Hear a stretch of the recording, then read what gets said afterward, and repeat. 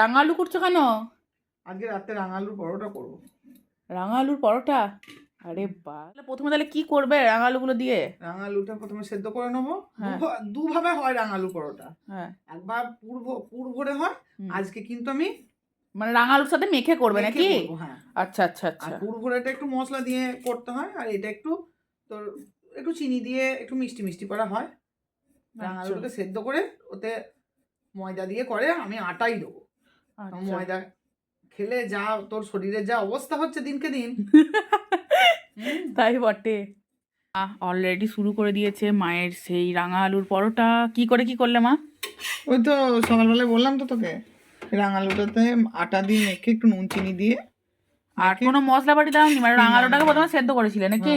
দিয়ে তারপর তারপর রাঙা আলুটার সঙ্গে আটাটা মেখে নিয়েছি নুন চিনি দিয়ে। হ্যাঁ, বাস তাহলেই হয়ে গেল।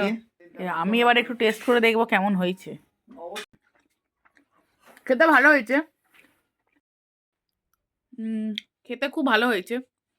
আসলে আমরা মিষ্টি জাতীয় জিনিস খাই, মানে মিষ্টি খুব খেতে ভালোবাসি, সেজন্য আমাদের কাছে খুব ভালো লেগেছে। তো যারা মিষ্টি জাতীয় জিনিস বা মিষ্টি খেতে ভালোবাসেন তাদের কাছে কিন্তু এটা খুব ভালো লাগবে।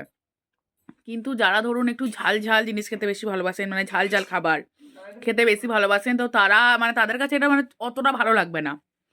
কিন্তু যারা মিষ্টি জাতীয় খাবার খেতে ভালোবাসে তাদের কাছে এটা খুব ভালো লাগবে।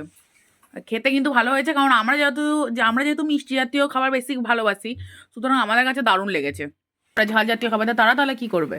তারা রাঙা আলুটাকে একটু নুন চিনি আর একটু জিরে গুঁড়ো একটু আদা বাটা দিয়ে ভালো করে কষে নিয়ে দিয়ে মেখে, যেমন আলুর পরোটা পুর ভরে করে সেটা পুর ভরে করলেও সেটা খেতে টেস্ট হয়।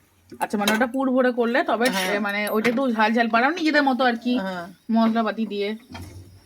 কিন্তু এটা কিন্তু খেতে ভালো হয়েছে খুবই। আমি হচ্ছি গিয়ে আমার মায়ের গিনিপিগ। আমার ওপরে সমস্ত মা এক্সপেরিমেন্টগুলো ট্রাই করে, বিভিন্ন ধরনের রান্না জাতীয় এক্সপেরিমেন্টগুলো, আর কিন্তু খেতেও কিন্তু হয় দারুণ, কোনো কথা হবে না।